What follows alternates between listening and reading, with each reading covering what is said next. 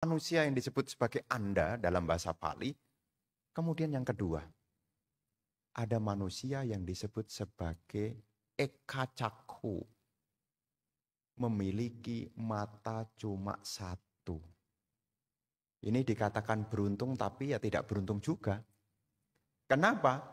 Orang yang punya jenis mata Ekacaku, matanya cuma satu, yang dia pikirkan adalah bagaimana mendapat kekayaan.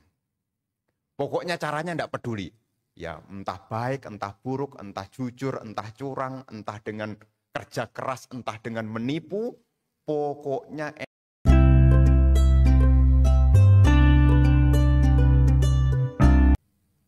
Wayodamo Sangkara Apamadena Sampadetati. Segala bentukan apapun tidak kekal adanya. Berusahalah dengan tanpa kelengahan.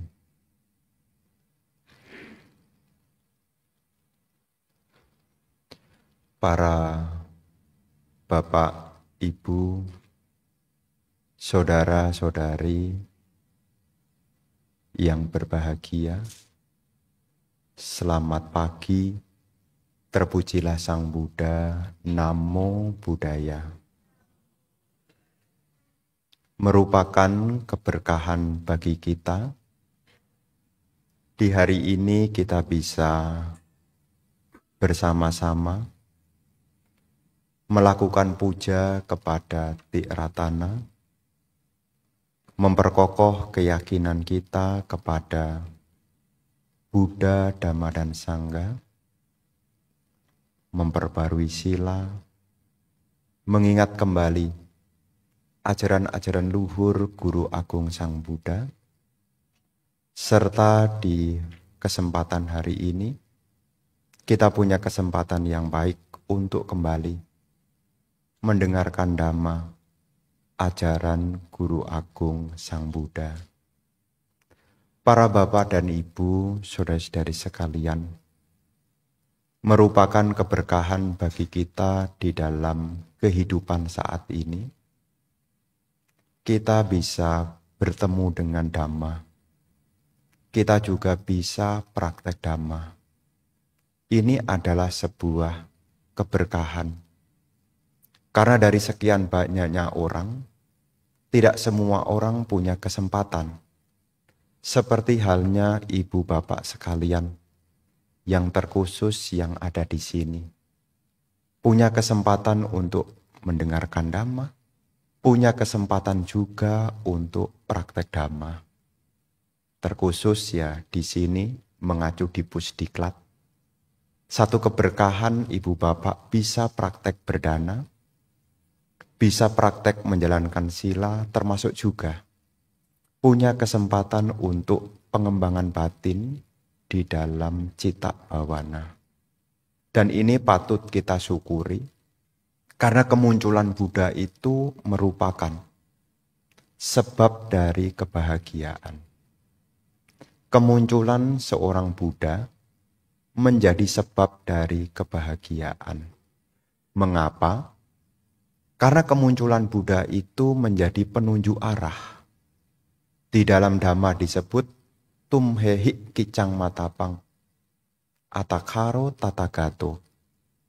Sang Tathagata adalah penunjuk arah.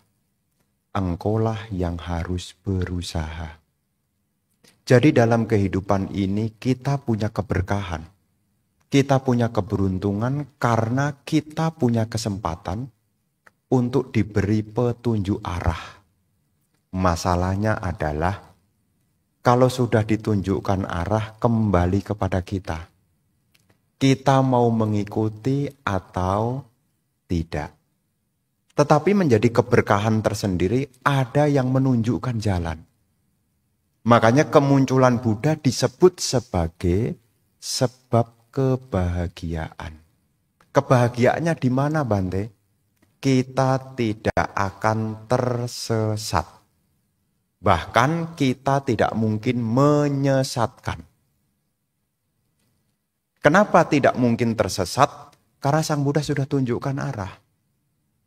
Guru Agung Sang Buddha ini disebut sebagai Anuttara Purisa Dhammasarati, pembimbing manusia yang tiada taranya.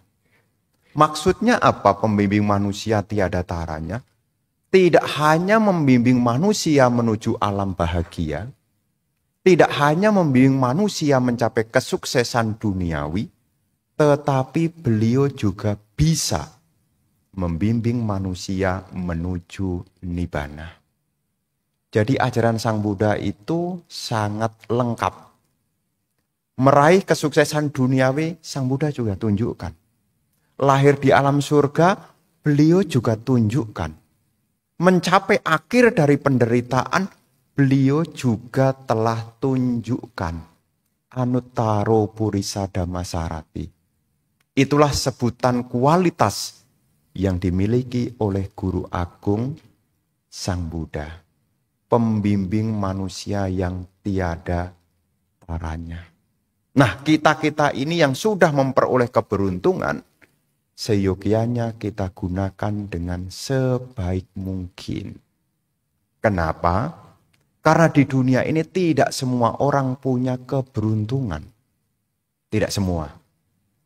Di dalam Dhamma, terkhusus dalam kitab suci Anguttara Nikaya kelompok 3, poin 29, yang berjudul Anda Sutta, ini saya ulang kembali. Tidak semua orang punya keberuntungan. Di dalam Anda Sutta disebutkan di dunia ini ada 3 jenis orang. Orang yang pertama dikatakan orang yang tidak beruntung. Yang dalam bahasa Pali disebut sebagai Anda. Bukan bahasa Indonesia ya. Dalam bahasa Pali disebut Anda. Anda itu artinya orang buta. Ini adalah orang yang tidak punya keberuntungan. Disebut sebagai orang yang dalam bahasa Pali sebagai orang yang buta atau Anda. Kenapa dikatakan tidak punya keberuntungan? Karena jenis orang yang pertama ini adalah orang yang satu, dia tidak tahu bagaimana mendapatkan kekayaan dan bagaimana mengembangkan kekayaan. Selain itu juga, dia juga tidak tahu apa itu hal-hal yang bermanfaat, apa hal-hal yang tidak bermanfaat. Dia tidak tahu juga apa yang terpuji, apa yang tercela, apa yang tinggi, apa yang rendah. Singkat kata, orang ini tidak tahu tentang bagaimana membuat kebajikan. Ini kategori jenis yang pertama. Orang yang dalam hidup ini tidak punya keberuntungan. Lahir dalam kondisi buta. Butanya ini adalah buta spiritual. Dia tidak punya tahu caranya mengumpulkan kekayaan. Dia juga tidak tahu bagaimana membuat kebajikan. Makanya disebut sebagai orang buta. Setiap orang punya 2 mata, tapi 2 matanya itu tidak bisa melihat. Ini adalah orang yang tidak beruntung. Apakah ada di sekitar kita? Ada juga. Tapi kita jangan sampai menjadi bagian dari orang yang pertama ini. Kita harus bercermin kepada diri kita sendiri. Apakah kita kategorinya yang pertama? Sepertinya tidak kok Bante. Berarti karma baik tuh. Ya. Oh sepertinya tidak Bante. Saya tidak seperti yang nomor 1. Selain ada jenis manusia yang disebut sebagai Anda dalam bahasa Pali. Kemudian yang kedua. Ada manusia yang disebut sebagai Ekacakku. Memiliki mata cuma 1. Ini dikatakan beruntung tapi ya tidak beruntung juga. Kenapa? Orang yang punya jenis mata Eka1, Ekacakku, matanya cuma 1, dia yang dia pikirkan adalah bagaimana mendapat kekayaan. Pokoknya caranya tidak peduli. Ya, entah baik, entah buruk, entah jujur, entah curang, entah dengan kerja keras, entah dengan menipu, pokoknya endingnya yang penting cuan. Dan orang ini dikatakan tidak beruntung. Kenapa? Ketika situasi berubah dia menderita. Belakangan ini saya ngomong-ngomong. Ya, dengan Romo Surya. Ya, Romo Surya ini perumah tangga. Ngomong-ngomong. Apa yang diomongkan? Salah satu topik pembicaraan itu harga emas. Harga emas. Kenapa Bante kok nyinggung emas? Ceritanya Wihara Siripada bersama dengan saya, supaya nama saya agak ke bawah sedikit ya. Ceritanya bersama dengan saya, ini sedang membuat perbaikan, yakni membuat Buddha Parinibbana. Dan nanti rencananya, itu mau dicor. Dan di dalam pengecoran itu rencana karena belum jadi, akan dimasukkan, dileburkan juga yaitu kepingan emas. Kenapa pakai kepingan emas? Pemberian yang terunggul mendapat yang terunggul. Pemberian logam itu yang paling unggul adalah emas. Batu yang paling unggul adalah diamond, permata. Nah, karena memberi yang terbaik, pengurus bersama dengan saya ngomong, wah Bante, untung loh Bante, untung dia bilang. Beli emasnya sudah sebulan yang lalu. Masih 1,5. Sekarang Bante sudah 1,8. Wah Bante, kekayaan kita ini kok makin hari kok makin tidak ada nilainya ya Bante. Dalam hati saya. Iya ya benar juga ya. Dulu 1 gram 1,5. Baru 2 bulan kemudian 1,8. Wah, kekayaan yang diperoleh dengan cara yang begitu susahnya cepat sekali menalami perubahan. Kalau seseorang yang matanya itu hanya 1, dia akan menderita. Kekayaanku jadi berkurang, padahal masih ada. Ya. Dia sangat menderita, kenapa? Karena yang dia pikirkan adalah bagaimana menambah kekayaan, dan dia tidak ingat bahwasanya kekayaan ini juga sifatnya tidak kekal.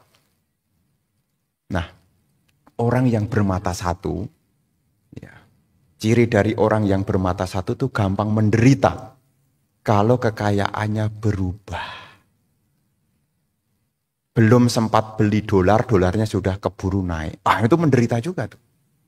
Kalau tahu begini, kemarin saya udah beli duluan, saya borong. Oh, dia juga menderita.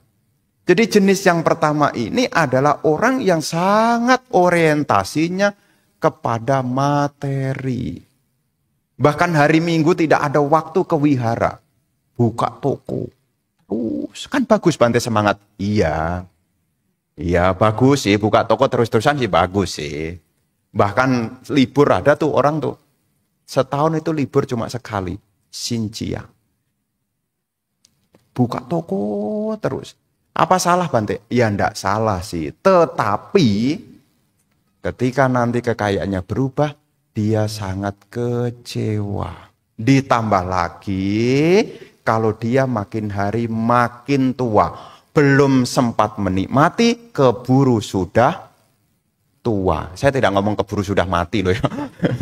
Ya, saya tidak ngomong begitu ya. Ya, sangat menderita. Ini kalau orientasinya adalah jenis orang yang cuma punya mata adalah cuma 1. Itulah pentingnya kenapa kita perlu mendengarkan dhamma. Mungkin sekarang kita jenisnya orang yang bermata cuma 1. Dengan kita mendengarkan dhamma, kita diingatkan, dalam hidup ini yang kita butuhkan selain harta materi, kita juga perlu memiliki harta berupa kebajikan.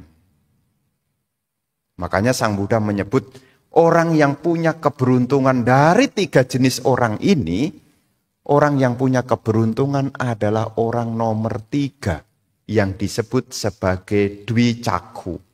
Orang yang punya mata dua. Satu sisi dia bisa memperoleh kekayaan dengan cara yang benar, dan satu sisi dia juga tahu mana kebaikan, mana keburukan, mana hal yang mulia, mana yang rendah, mana yang terpuji, dan mana yang tercela. Dia juga tahu mana yang bermanfaat dan mana yang tidak bermanfaat. Makanya satu keberuntungan nih, hari Minggu bisa datang, puja bakti. Ini keberuntungan. Untuk apa Bante? Dalam rangka supaya kita menjadi manusia yang punya keberuntungan, punya mata dua. Belakangan ini sih banyak alasan. Maaf Bante, saya tidak ke Pusdiklat. Tapi kita ngikutin kok Bante dari YouTube. Rumahnya itu deket sini, padahal cuma di Navapak sini loh, deket sini loh. Pakai YouTube.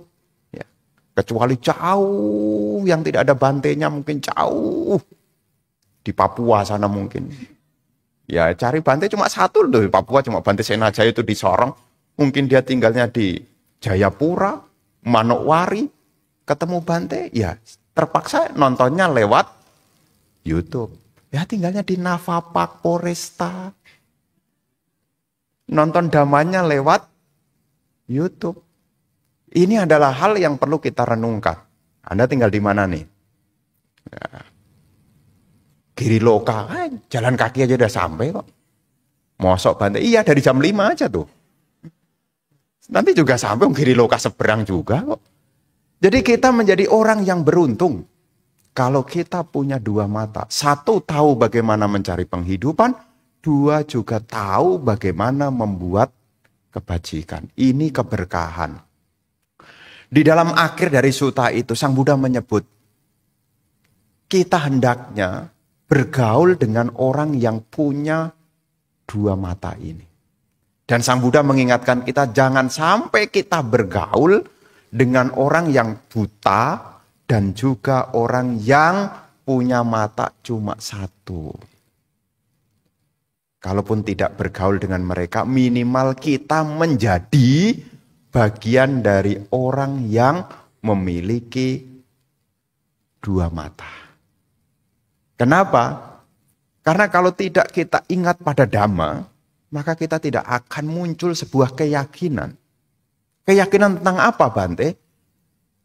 Sebagai hal yang paling menguntungkan dalam sasana ini, minimal yang jadi pegangan sebelum sampai kepada jalan mulia berunsur 8, sebelum pada 4 kebenaran Arya, yang paling dasar adalah punya kama sada.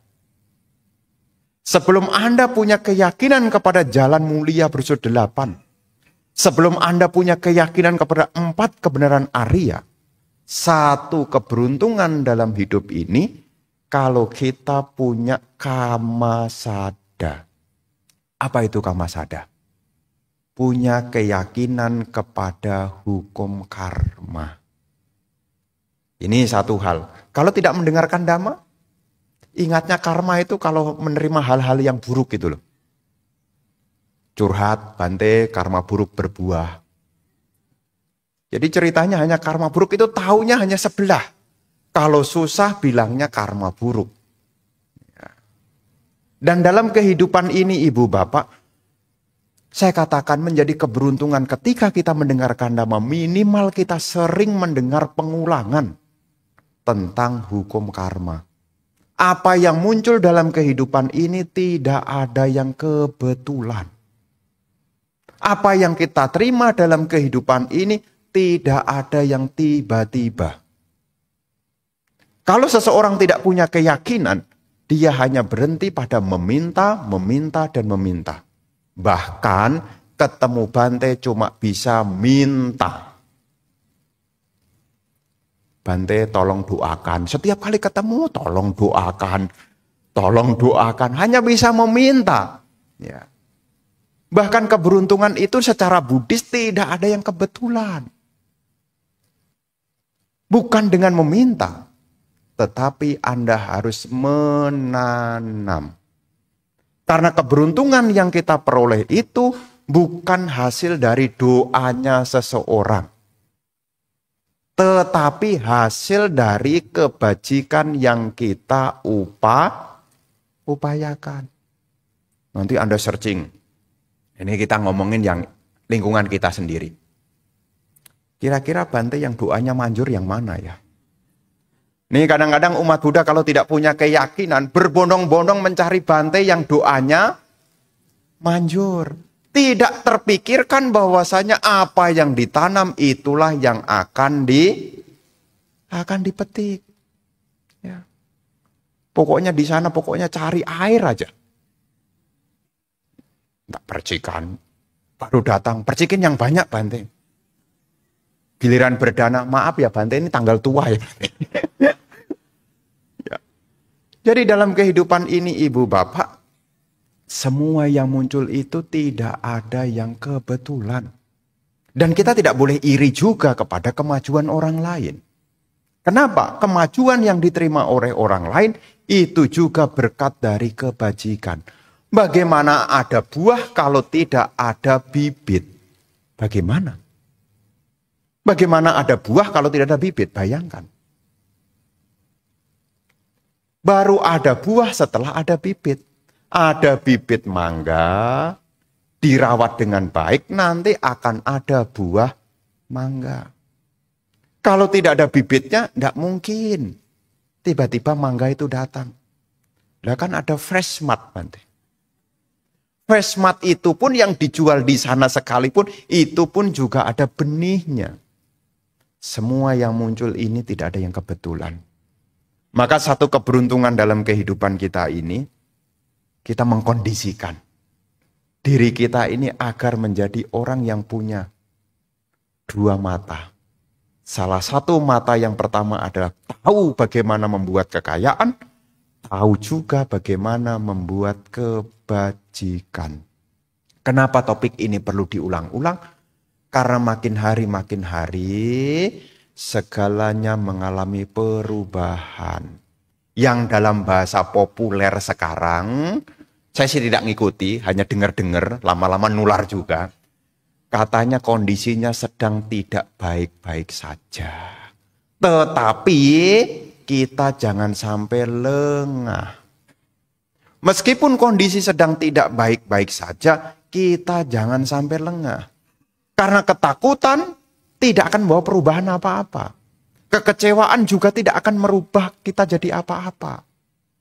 Maka dengan kita ingat ajaran Sang Buddha, seperti pesan Guru Agung Sang Buddha yang terakhir kalinya, Wayodamo Sangkara Apamadena Sampadeta. Segala bentukan ini tidak ada yang kekal. Jadi kalau seandainya ada perubahan, Anda jangan takut. Kalaupun ada perubahan, Anda jangan khawatir. Terus apa yang harus kita lakukan, Bante? Apamadena Sampadeta. Berjuanglah dengan sungguh-sungguh. Yang sekolah, sekolahlah yang rajin. Yang bekerja, bekerjalah dengan sungguh-sungguh. Yang jadi suami, suaminya yang baik. Yang jadi istri, istri yang baik. Kalau kebaikan-kebaikan ini dilakukan, maka kebaikan ini akan mendatangkan keberkahan. Karena segala sesuatu yang muncul, tidak ada yang kebetulan. Maka satu keberuntungan dan satu kebahagiaan dalam hidup kita. Di dalam syair Dhammapada dikatakan, sungguh bahagia dalam hidup ini. Di saat kita butuh, ada orang yang membantu. Ini sungguh bahagia. Di saat butuh, ada orang yang membantu. Ini sungguh bahagia. Sungguh bahagia juga dalam hidup ini kalau kita punya rasa cukup. Dan sungguh bahagia juga sebelum ajal datang kita punya kebaikan. Dan di akhir dikatakan sungguh bahagia ketika kita mampu melenyapkan noda-noda batin. Untuk yang pertama dan yang kedua, sungguh bahagia. Di saat kita membutuhkan, kita punya orang yang membantu. Orang yang membantu itu juga tidak kebetulan. Senang dibantu atau senang membantu? Senang dibantu atau senang membantu? Umumnya orang akan Bante, kalau banyak yang membantu kan enak Bante. Orang akan bantu kita kalau kita awalnya membantu. Hukum karma itu berlaku. Maka inspirasi yang harus kita munculkan dalam kehidupan kita, meskipun kondisi di luar kita mungkin mengalami perubahan seperti cuaca kadang hujan, kadang panas, ada hujan, kadang panas.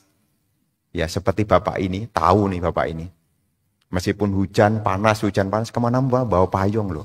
Ini di depan saya lihat dari tadi, weh kok bawa payung? Oh saya udah tahu. Kenapa bawa payung? Karena cuacanya tidak menentu. Takut nih nanti kalau ada masalah, nanti tiba-tiba turun hujan, parkirnya di ujung dekat Samsat sana. Nah, tetap tenang tuh, bawa payung. Demikian pula dalam kehidupan ini, sebelum ajal itu datang, kita akan bahagia. Kalau dalam hidup ini kita punya kebaikan.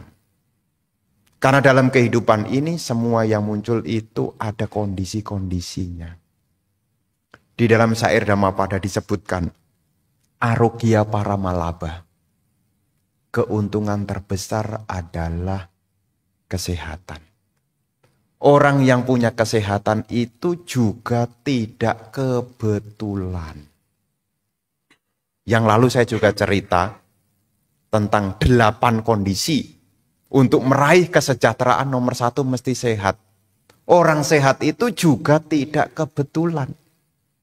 Lah kalau sekarang saya sakit-sakitan terus bagaimana Bante? Saran saya adalah buat kebajikan. Lah saya sudah berbuat baik tapi belum sembuh-sembuh bagaimana Bante? Sembuhnya nunggu sampai selesai. Saya sudah berbuat baik kok masih sakit-sakitan Bante. Karma buruknya terlalu banyak.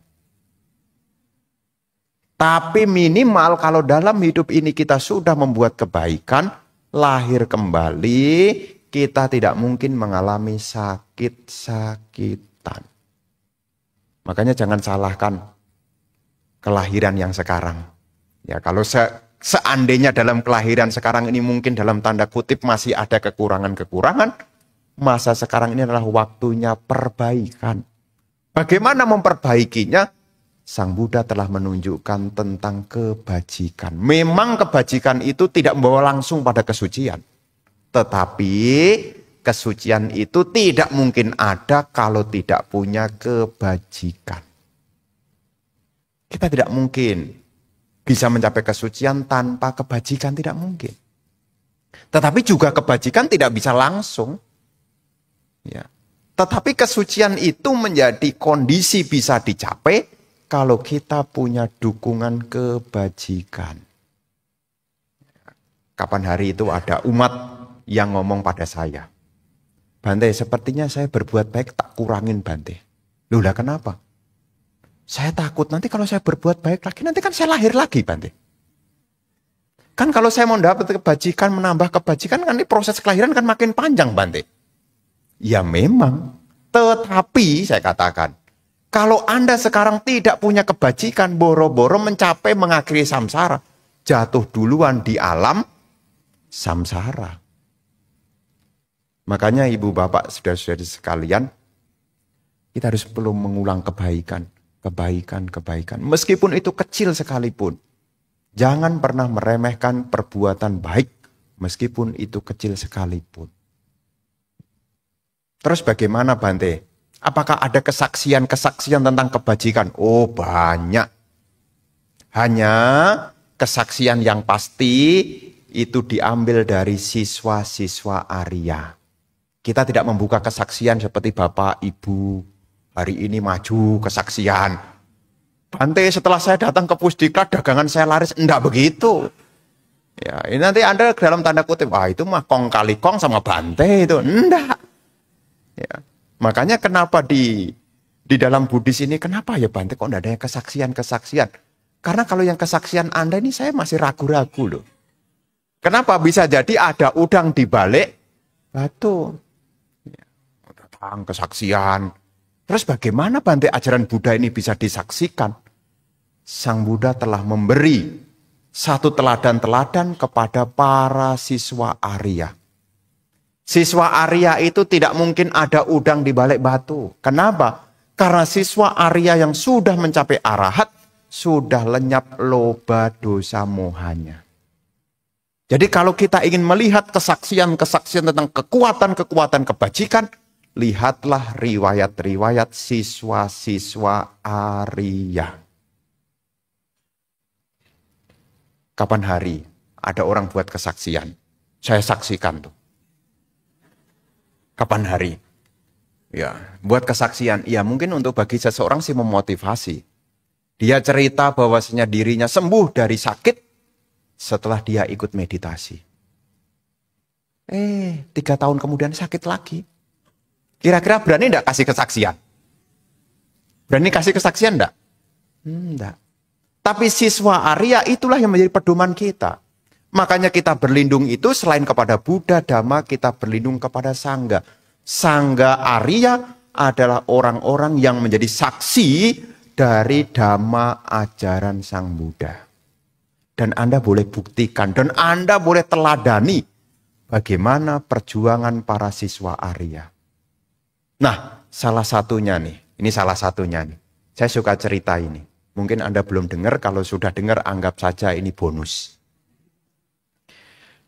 Di zaman Sang Buddha itu, ada siswa Arya yang terdepan dalam hal kesehatan. Apa badanang. Beliau tidak pernah mengalami sakit apapun. Beliau lahir di kota Kosambi. Ya, Kosambi bukan Tangerang belakang bandara ya. Lahir di kota Kosambi. Kosambi itu kalau sekarang di India namanya Allahabad. Ya, nanti kalau Anda searching di Google itu ada kota namanya Allahabad. Di kota Allahabad itu juga ada bangunan menjadi tanda tempat suci juga. Ada pilar Asoka juga di Allahabad. Di kota Kosambia itu ada lahir siswa Arya. Beliau terdepan dalam hal kesehatan. Beliau tidak pernah mengalami sakit. Dan beliau tutup usia sampai umur 160 tahun. Zaman Buddha Gotama, rata-rata manusia meninggal umur 100. Ini 160 tahun baru meninggal. Dan meninggalnya tidak merepotkan orang. Jadi biku umur 80 tahun. Baik itu menjadi perumah tangga selama 80 tahun, baik itu menjadi biku selama 80 tahun, tidak pernah mengalami sakit apapun. Bahkan di dalam kitab komentar dikatakan, beliau tidak pernah mengambil seleb. Seleb kalau zaman sekarang tuh tahu enggak, remason. Ya. Jadi tidak pernah pakai minyak gosok. Apalagi kayak kita nih duduk sebentar dan meditasi selesai kakinya diurut itu enggak. Tidak pernah merasa sakit apapun. Bahkan dikatakan tidak pernah mengambil seleb untuk ngoles pereda nyeri. Tidak pernah. Apalagi menghirup inhaler. Tidak pernah. Tidak pernah. Pilek. Tidak pernah. Boro-boro penyakit yang berat. Yang ringan kayak kita nih. Kayak kita nih. Termasuk saya juga. Tidak pernah batuk juga loh. Tidak pernah batuk juga. Siapa Bante ini Bante? Adalah Bante Bakula. Beliau adalah siswa Arya yang menjadi saksi begitu hebatnya kebajikan. Bante Bakula ini tidak pernah mengalami sakit apapun. Namanya Bakula. Ba itu artinya 2. Kula itu artinya keluarga. 2 keluarga. Di zaman Buddha Gotama ini, ya, sebelum Sang Buddha mencapai pencerahan, beliau lahir ke dunia ini. Di kota Kosambi. Ketika Bante Bakula ini masuk ke rahim ibunya, artinya ibunya mengandung, usaha ayahnya itu, bapaknya itu jadi maju. Jadi anaknya ini ya mungkin karma baik keluarga juga sih. Ibunya punya karma baik, bapaknya punya karma baik, anaknya juga punya karma baik juga. Karena tidak mungkin muncul di keluarga kebetulan itu tidak mungkin. Sama-sama punya karma baik juga. Nah, ketika masuk ke rahim ibunya, ayahnya adalah pedagang. di kota Kosambi. Dagangannya maju pesat. Dan ibunya menyadari, semenjak hamil anak ini ya, usahanya maju. Nah, ketika lahir, setelah ibunya mengandung selama 10 bulan, bukan 9 bulan 10 hari. Ya, 10 bulan dikatakan lahir. Dalam satu tradisi masyarakat India zaman itu, supaya anaknya itu sehat dan umur panjang, satu tradisi dibawa ke sungai untuk dimandikan. Dan bayi kecil yang menjadi Bante Bakula ini dibawa ke sungai Yamuna. Sungai Yamunanya sampai sekarang masih ada. Nanti kalau Anda datang ke India, ya sekarang nggak usah datang sih ya, pakai searching YouTube, searching Google Map. Yamuna River, nanti ketemu tuh. Kok Bante tahu? Sudah saya cari duluan. Ada. Oh. Ketika proses pemandian itu, ketika pelayannya itu mau memandikan, mau dimandikan ke sungai Yamuna, tiba-tiba ada ikan yang besar. Datang. Pelayannya takut. Bayinya dilepas. Dan bayi itu dimakan oleh ikan. Dikatakan meskipun dimakan oleh ikan, bayi itu tidak mengalami kondisi yang menyakitkan. Bahkan di dalam komentar, tetap seperti di dalam kamar. Kok bisa Bante? Lagi-lagi kekuatan kebajikan. Terbawa ikan besar itu. Ya bayangkan loh, kalau ikan bisa nelen bayi, kira-kira ikannya segede apa? Mungkin segede mobil Avanza. Gede kan, bisa nelen. Nah, apa yang terjadi Bapak Ibu? Bayi ini terbawa sampai 30 yojana. 30 yojana. 1 yojana sama dengan 15 kilometer. Kalau 30 yojana sama dengan berapa kilometer? Berapa? 450 kilometer. Terbawa di sungai Yamuna, sampailah di muara. Pertemuan antara sungai Yamuna dengan sungai Gangga, itu ada kota yang disebut kota Varanasi. Kalau sekarang kota itu menjadi kota Varanasi. Bayi itu terbawa.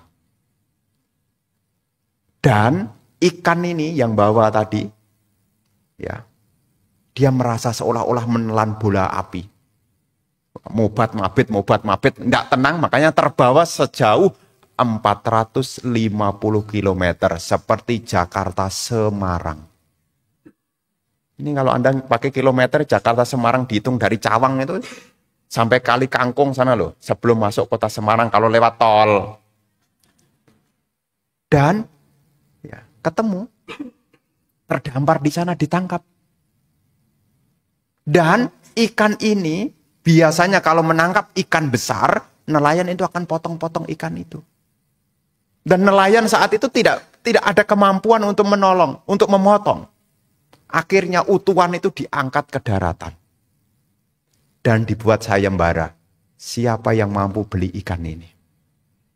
Yang mampu membeli adalah orang kaya yang di kota Benares itu.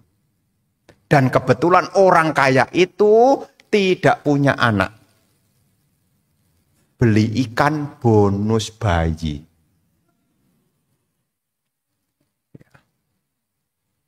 Dan ketika proses mau mengeluarkan itu, biasanya kalau memotong-motong itu urusannya pelayannya. Tetapi ini ada hal yang rasanya ibu ini terdorong untuk memotong sendiri. Biasanya kalau belah ikan itu dari perutnya, ini dari belakang. Ini ibu-ibu nih yang tahu cara belah ikan. Jadi cara bersihkan ikan dimulai dari temboloknya dibuang. Betul kan ya? Iya, karena saya sudah interview duluan. Nah, setelah itu kemudian diketemukan. Terdengar siar berita. Ini cerita kalau zaman sekarang tuh jadi viral. Ada seorang beli ikan dapat bayi. Bayinya hidup.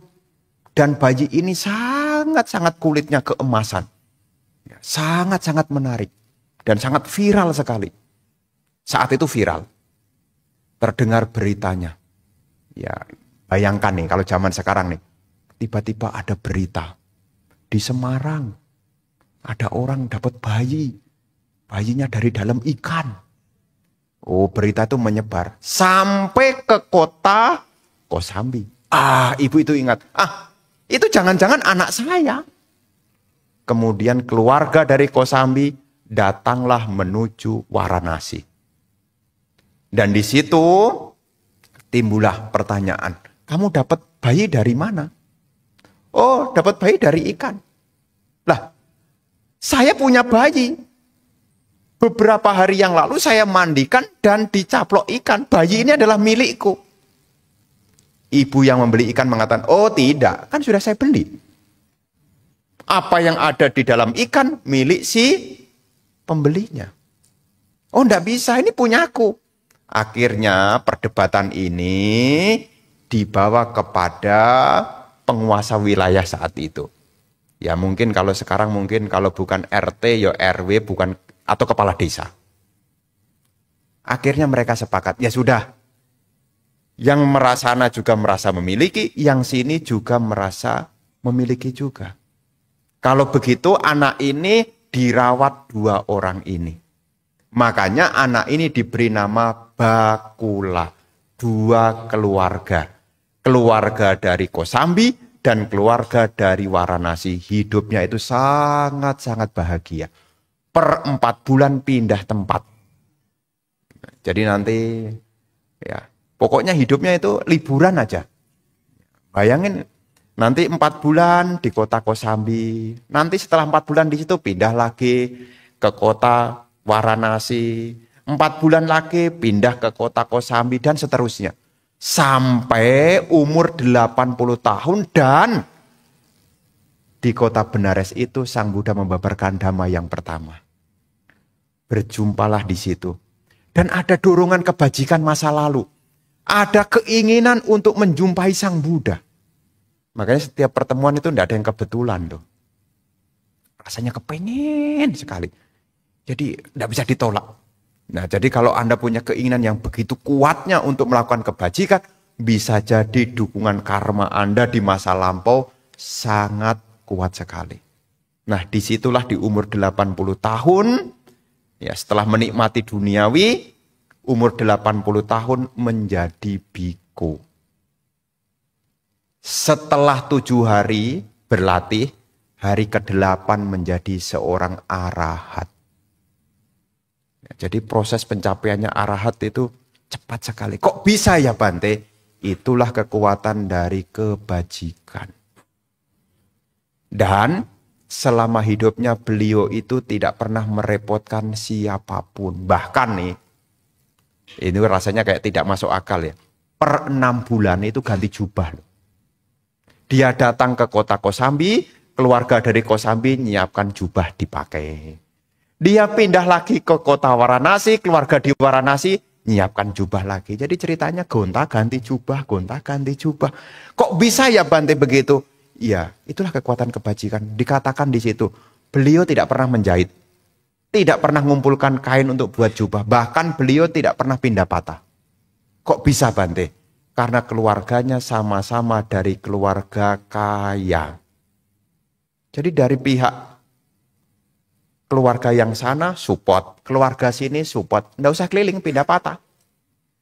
Kenapa? Karena pelayan-pelayan yang selama ini melayani, sekarang nggak ada yang dilayani, yang dilayani sudah jadi biku, ya sudah berdana aja. Kok bisa begitu Bante? Itulah kekuatan dari kebajikan. Kenapa begitu banyaknya kebajikan yang dimiliki oleh Bante Bakula, Bante? Sebetulnya ini dimulai dari tekad beliau di zaman Buddha Anomodasi. Buddha Anomodasi itu kalau di dalam silsilah 28 para Buddha itu, Buddha Anomodasi itu urutan nomor 10. Buddha Anomodasi. Nah, di zaman Buddha Anomodasi itu sakit. Dikatakan di dalam catatan, sakitnya apa? Sakit kembung, masuk angin. Banyak gas di perutnya. Beliau saat itu menjadi seorang yang sudah jadi pertapa.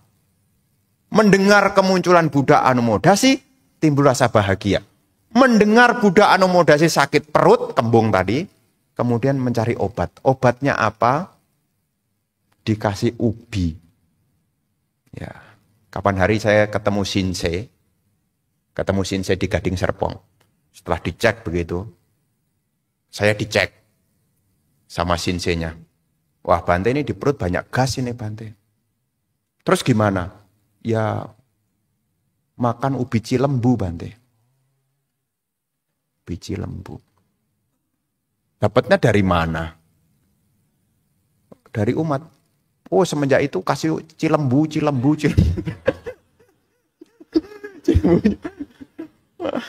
Cilembu. Aduh, sampai lihat cilembu, baru pegang aja udah kenyang. Semua cilembu. Nah, di masa lampau dari Bante Bakula ini di zaman Buddha Anomodasi mempersembahkan ubi. Ubi ini ya cilembu itu. Karena bedanya antara ubi jalar dengan cilembu ternyata ada khasiatnya yang berbeda. Ya, saya tidak ada hubungannya dengan Shinsei. Tapi saya sudah tanya duluan. Ya, ternyata bisa mengurangi. Jadi kalau seandainya perutnya kembung itu bisa berkurang, ya makan itu.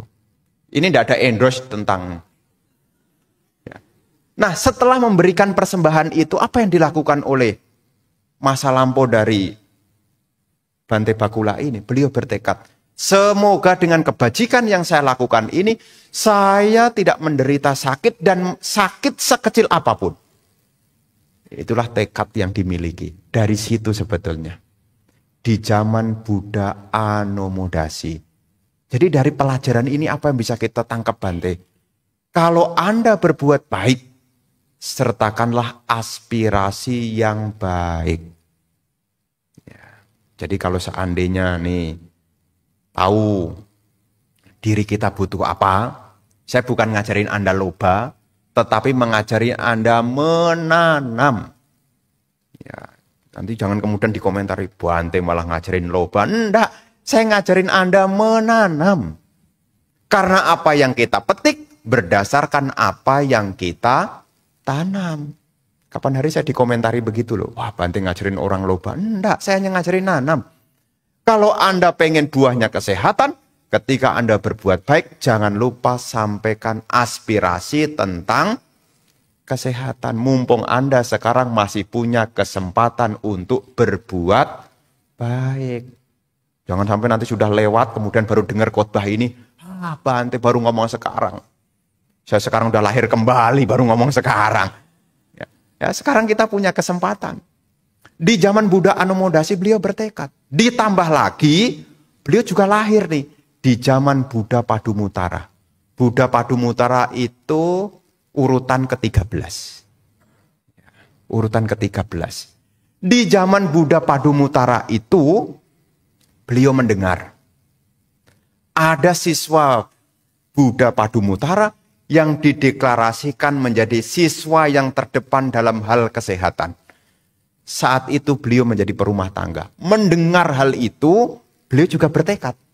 Semoga saya juga nanti di masa yang akan datang menjadi siswa Arya yang terdepan di dalam kesehatan. Buddha Padumutara melihat, kamu nanti akan menjadi seorang biku yang terdepan di dalam kesehatan di era Buddha Gotama. Dan beliau membuat kebajikan kepada Buddha Padumutara itu selama 7 hari berturut-turut. Jadi dia punya aspirasi, untuk mewujudkan aspirasi itu, dia buat kebajikan berturut-turut. Nah, memang karma baiknya masa lampau itu luar biasa. Bertemu Buddha Anomodasi punya kesempatan berbuat baik. Bertemu juga Buddha, siapa tadi namanya? Padumutara juga berbuat baik. Berikutnya, beliau juga berjumpa Buddha Wipasi. Mendengar Buddha Wipasi sakit dan murid-muridnya sakit, beliau mempersembahkan obat juga. Saat itu sedang keracunan, sehingga kulit ya dari Buddha Wipasi dan muridnya itu mengalami ya hijau gitu loh. Kulitnya jadi hijau. Dan beliau memberi obat. Dan itu menjadi kumpulan parami juga. Bertemu Buddha Anomodasi berbuat baik. Bertemu Buddha Padumutara berbuat baik. Bertemu zamannya Buddha Wipasi berbuat baik.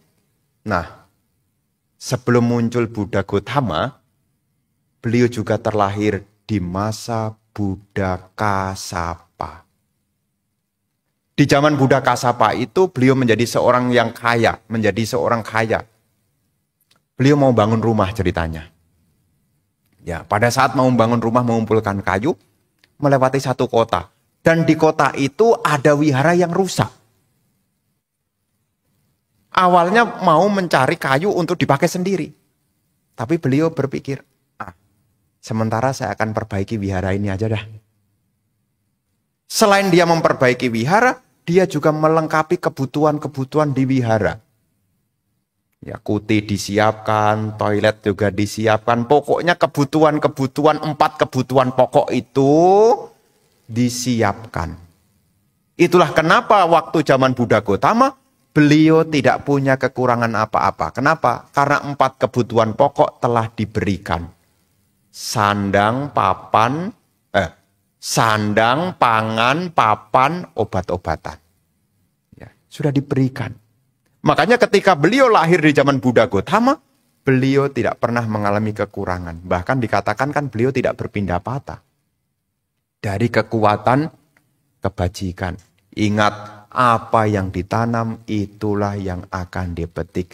Semua yang muncul tidak ada yang kebetulan. Dan karma baik akhirnya memuncak ketika lahir di zaman Buddha Gautama yang sekarang. Beliau terdepan dalam hal kesehatan. Dan semua ini dimulai dari apa? Dimulai karena tahu tentang kebajikan, karena punya keyakinan kepada hukum perbuatan. Ini yang patut kita renungkan di hari ini. Ya, jadi kita di hari ini punya satu kesempatan yang baik untuk mendengarkan kembali ajaran Sang Buddha, supaya kita menjadi orang yang punya dwicaku, menjadi orang yang punya penglihatan. 2 mata bisa sama-sama melihat, tahu caranya mengumpulkan kebajikan, dan juga tahu caranya mengumpulkan kekayaan. Maka kalau dalam hidup ini kita punya kesempatan untuk berbuat baik sebelum ajal tiba, inilah sebuah kebahagiaan. Inilah yang hari ini Bante sampaikan, mengingat saking semangatnya sampai lewat jamnya. Semoga apa yang hari ini kita lakukan bersama, semoga membawa keberkahan. Dan sekaligus juga saya menyampaikan anumodana. Terima kasih, karena hari ini pas kebetulan juga hari berkelanjutan saya. Ya, tambah hari saya juga tambah tua juga. Ya, saya menyampaikan anumodana, terima kasih atas segala support, dukungan selama ini. Karena saya bisa eksis juga karena berkat kebajikan dari ibu bapak yang mendukung selama saya tinggal di sini. Dan semoga kebajikan ini membawa manfaat, ya terkhusus bagi orang tua saya. Karena orang tua saya yang melahirkan saya, semoga ibu saya sehat, bahagia sejahtera. Semoga mendiang bapak saya juga berbahagia di tempat yang barunya. Dan semoga kita semua senantiasa maju di dalam Dhamma. Semoga hal-hal baik selalu mendukung kita. Semoga dimanapun kita berada, semoga kita berjumpa dengan teman-teman yang bijaksana, yang membantu menuntun kita menuju kepada kebahagiaan. Semoga semakhluk berbahagia, sabe sata bawantu, sukitata.